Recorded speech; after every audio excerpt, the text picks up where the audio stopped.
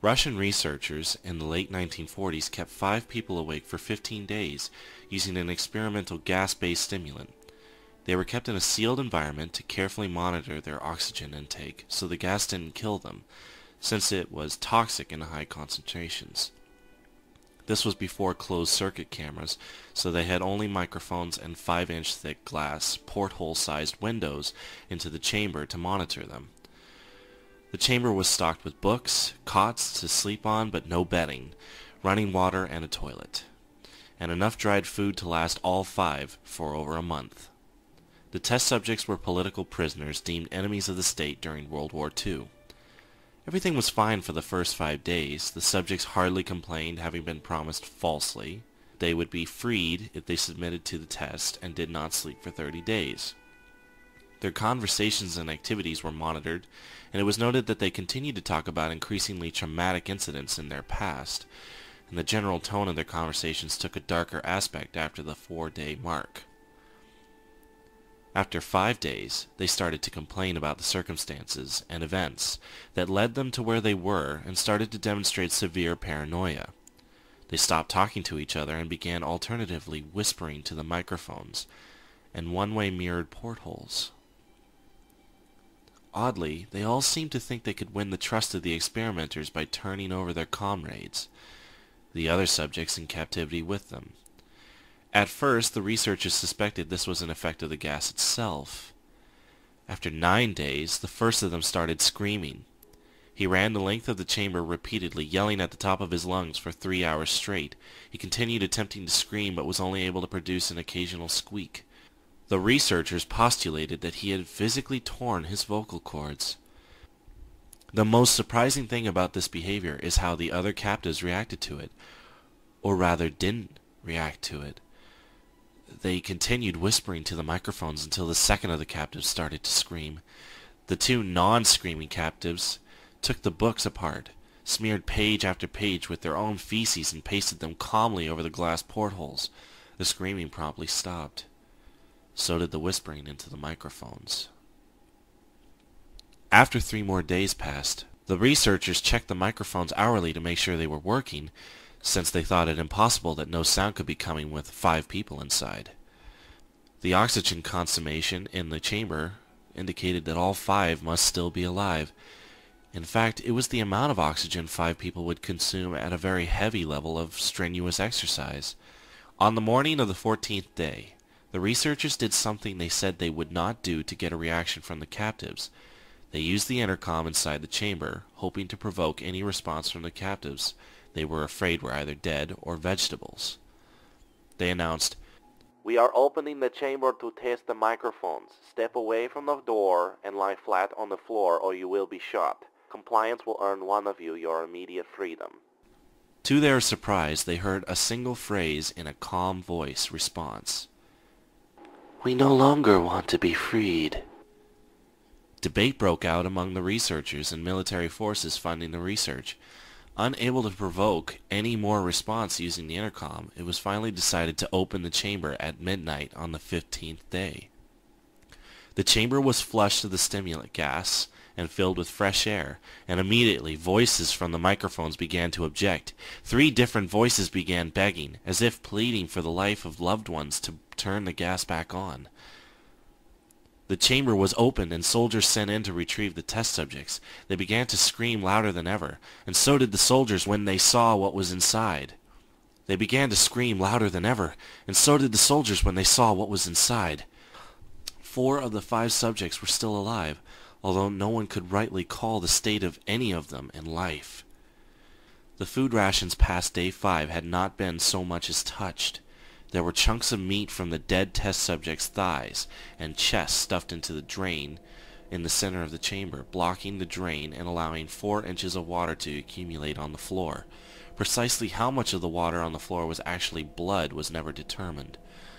All 4 surviving test subjects had also had large portions of muscle and skin torn away from their bodies. The destruction of flesh and exposed bone on their fingertips indicated that the wounds were inflicted by hand, not with teeth, as the researchers initially thought. Closer examination of the position and angles of the wounds indicated that most, if not all of them, were self-inflicted. The abdominal organs below the rib cage of all 4 test subjects had been removed. While the heart, lungs, and diaphragm remained in place, the skin and most of the muscles attached to the ribs had been ripped off, exposing the lungs through the rib cage. All the blood vessels and organs remained intact. They had just been taken out and laid on the floor, fanning out around the eviscerated but still living bodies of the subjects. The digestive tract of all 4 could be seen to be working, digesting food. It quickly became apparent that what they were digesting was their own flesh, what they had ripped off and eaten over the course of days. Most of the soldiers were Russian special operatives at the facility, but still many refused to return to the chamber to remove the test subjects. They continued to scream to be left back in the chamber, and alternatively begged and demanded that the gas be turned back on, lest they fall asleep. To everyone's surprise, the test subjects put up a fierce fight in the process of being removed from the chamber. One of the Russian soldiers died from having his throat ripped out. Another was gravely injured by having his testicles ripped off, and an artery in his leg severed by one of the subject's teeth. Another 5 of the soldiers lost their lives, if you count the ones that committed suicide in the weeks following the incident. In the struggle, one of the 4 living subjects had his spleen ruptured, and he bled out almost immediately. The medical researchers attempted to sedate him, but this proved impossible. He was injected with more than 10 times the human dose of a morphine derivative, and still fought like a cornered animal, breaking the ribs and arm of one doctor. His heart was seen to beat for a full 2 minutes after he bled out, to the point where there was more air in his vascular system than blood. Even after it stopped, he continued to scream and flail for another 3 minutes, struggling to attack anyone in reach and just repeating the word "more" over and over, weaker and weaker, until he finally fell silent. The surviving 3 test subjects were heavily restrained and moved to a medical facility, the 2 with intact vocal cords continuously begging for the gas, demanding to be kept awake. The most injured of the 3 was taken to the only surgical operating room that the facility had. In the process of preparing the subject to have his organs placed back within his body, it was found that he was effectively immune to the sedative they were giving him to prepare him for the surgery. He fought furiously against the restraints when the anesthetic gas was brought out to put him under. He managed to tear most of the way through a 4-inch wide leather strap on one wrist. Even through the weight of a 200-pound soldier holding that wrist as well, it took only a little more anesthetic than normal to put him under, and the instant his eyelids fluttered and closed, his heart stopped. In the autopsy of the test subject that died on the operating table, it was found that his blood had tripled the normal level of oxygen. His muscles that were still attached to his skeleton were badly torn, and he had broken 9 bones in his struggle not to be subdued. Most of them were from the force his own muscles had exerted on them. The second survivor had been the first of the group of 5 to start screaming. With his vocal cords destroyed, he was unable to beg or object to surgery, and he only reacted by shaking his head violently in disapproval when the anesthetic gas was brought near him. He shook his head yes when someone suggested, reluctantly, that they try surgery without anesthetic, and did not react for the entire 6-hour procedure of replacing his abdominal organs and attempting to cover them with what remained of his skin. The surgeon presiding stated repeatedly that it should be medically impossible for the patient to still be alive. One terrified nurse assisting the surgery stated that she had seen the patient's mouth curl into a smile several times whenever his eyes met hers. When the surgery ended, the subject looked at the surgeon and began wheezing loudly, attempting to talk while struggling. Assuming this must be something of drastic importance, the surgeon had a pen and a pad fetched so that the patient could write his message. It was simple. Keep cutting. The other 2 test subjects were given the same surgery, both without anesthetic as well. Although they had to be injected with a paralytic for the duration of the operation, the surgeon found it impossible to perform the operation while the patients laughed continuously. Once paralyzed, the subjects could only follow the attending researchers with their eyes.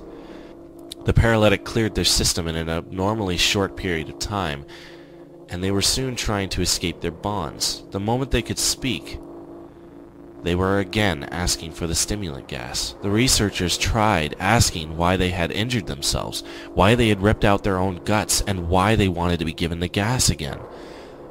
Only one response was given: "I must remain awake." All three subjects' restraints were reinforced, and they were placed back into the chamber, awaiting determination as to what should be done with them. The researchers, facing the wrath of their military benefactors for having failed the stated goals of their project, considered euthanizing the surviving subjects. The commanding officer, an ex-KGB, instead saw potential and wanted to see what would happen if they were put back on the gas. The researchers strongly objected, but they were overruled. In preparation for being sealed in the chamber again, the subjects were connected to an EEG monitor and had their restraints padded for long-term confinement. To everyone's surprise, all three stopped struggling the moment it was let slip that they were going back on the gas. It was obvious at this point that all three were putting up a great struggle to stay awake. One of the subjects that could speak was humming loudly and continuously. The mute subject was straining his legs against the leather bonds with all his might. First left, then right, then left again for something to focus on. The remaining subject was holding his head off his pillow and blinking rapidly. Having been the first to be wired for EEG, most of the researchers were monitoring his brain waves in surprise. They were normal most of the time, but sometimes flatlined inexplicably. It looked as if he were repeatedly suffering brain death before returning to normal.